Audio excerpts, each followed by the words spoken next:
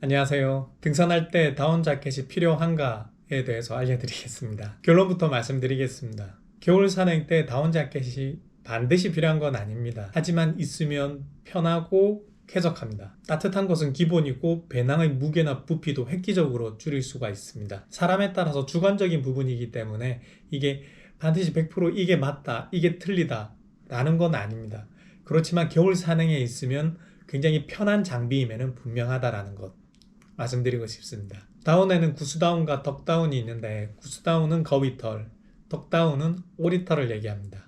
두 가지를 합쳐서 우모복이라고도 이렇게 한자어로 해서 우모복이라고도 얘기를 합니다. 특히 거위와 오리의 털 부위 중에서도 가슴 쪽에 있는 털 부위를 얘기하는데요. 그쪽 털 부위가 따뜻하면서 물에 닿는 접지면이지 않습니까? 그렇기 때문에 기름기가 충분히 있어서 방수력도 좋으면서 또 따뜻한 보온성도 가지고 있다라고 그렇게 볼 수가 있습니다. 오리털과 거위털 중에서도 거위 가슴 솜털이 훨씬 더 따뜻한 걸로 알려져 있는데요. 거위 솜털이 훨씬 더 길고 더 크게 부풀어 오르기 때문에 보온성이 더 높다. 그러니까 거위 솜털이 이렇게 뭉쳐 있다라고 가정했을 때 품을 수 있는 공기 주머니가 훨씬 더 많다. 적은 양의 털로도 옷 안에 채웠을 때 훨씬 더 많이 부풀어 오른다. 그렇게 볼 수가 있습니다. 가슴털이 굉장히 많은 공기 주머니를 품게 되는데요. 공기는 열 전도율이 무척 낮기 때문에 내가 가지고 있는 체온, 그 따뜻한 열기를 밖으로 잘 빼앗기지 않습니다. 구스다운의 원리는 수많은 공기층을 품음으로써 내 열을 그대로 가둬둔다, 유지한다, 그렇게 볼 수가 있습니다. 털 자체에서 열을 내지는 않지만 그 털이 많은 공기층을 품음으로써 열 전도율을 최소로 낮춰준다는 겁니다. 구스다운 자켓을 최고로 치는 이유는 적은 다운 양으로도 충분히 부풀어 오른다는 것. 충분히 공기층을 만들 수 있기 때문에 다른 합성 소재나 덕다운 소재에 비해서 무게가 획기적으로 더 가볍고 부피도 줄어든다는 것. 무게와 부피를 줄이면서도 강력한 보온성을 가질 수 있다는 것. 구스다운 자켓은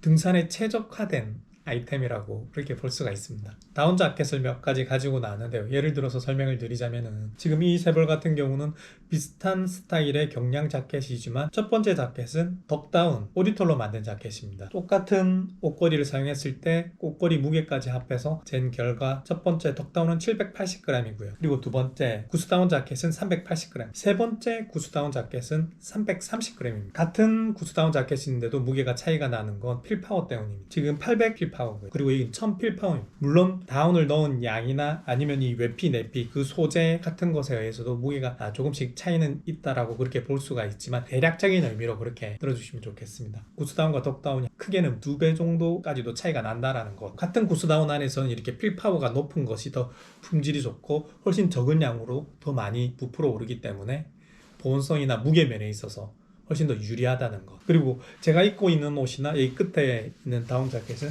헤비 다운 자켓입니다. 그만큼 우모량을 많이 넣었다. 우모량이 많기 때문에 아무리 필파워가 잘 부풀어 오르는 구스다운 자켓이라고 해도 우모량 자체가 적으면 보온성이 떨어질 수밖에 없기 때문에 우모를 얼마나 많이 넣었냐에 따라서 조금 이렇게 많이 넣은 자켓들은 보온성이 있어서 더 장점이 있다. 그렇게 봐주시면 되겠습니다. 다운 자켓에도 단점이 있는데요. 내구성과 방수성 그리고 가격이라고 볼 수가 있습니다. 다운 자켓은 방수성이 조금 떨어지기 때문에 많은 땀을 흘렸을 때 그걸 머금게 되거나 또 비가 왔을 때 머금게 될 경우가 많습니다. 물론 다운 자켓 외부를 방수성이 높은 외피를 썼을 때는 방수성을 높일 수 있겠지만 그렇게 되면 다운 자켓이 가진 경량성과 그 부피를 획기적으로 줄일 수 있는 어떤 그런 특징들이 없어지게 되거든요. 그렇기 때문에 등산에 동 많이 있는 경량 다운 자켓이라고 했을 때는 구스다운의 장점을 최대한 살리기 위해 외피를 비교적 가볍고 얇은 소재를 많이 사용했습니다. 또 내구성을 제가 말씀드렸는데 이 내구성은 일반적인 옷의 내구성과는 조금 다른 내구성이고요. 가시나 덤불을 산행을 할 때 트어질 염려가 있다는 거죠. 일반 도시에서였던 그런 내구성이라기보다는.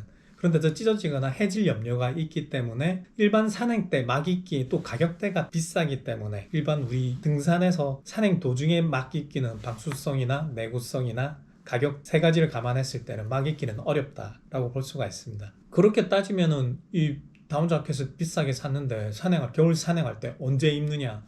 당연히 집을 나와서 산 입구까지 갈 때 그 이동할 때 주로 입고요. 그리고 산행 초반에도 조금 이렇게 입다가 본격적으로 가파른 구간들이 나올 때 그때는 벗고 산행을 하거나 아니면 쉼터에서 빠르게 우리 체온이 식을 수 있기 때문에 그럴 때 다시 입어준다거나 또 정상 같은 곳에서 아니면 식사를 하거나 약간 오래 머무를 수 있는 땀이 식는 구간에서는 다운 자켓을 입어준다라는 거죠. 그러면 헤비 다운과 경량 다운 자켓에서 어떤 것이 등산에 더 유리하냐? 경량 다운 자켓이 더 유리합니다. 다른 영상에서 말씀드렸지만 레이어링 시스템, 겹쳐 입기, 각각 다른 소재의 옷들을 얇지만은 부피가 작고 가벼운 옷들을 여러 벌 껴 입음으로써 다양한 날씨 그리고 다양한 온도를 다 커버할 수 있다라는 것. 그런데 헤비 다운 자켓 같은 경우는 일단 부피가 크고 따뜻함의 종류가 가장 강력하기 때문에 우리가 산행에서 입을 수 있는 비율이 점점 더 줄어든다는 것. 그렇게 본다면은 경량 다운 자켓과 다른 소재의 옷들을 겹쳐 입음으로써 우리가 훨씬 더 활용도가 높게 그리고 배낭의 부피는 더 줄이면서 산행을 할 수 있다라는 것 기억해 두시면 좋겠습니다. 다음 시간에는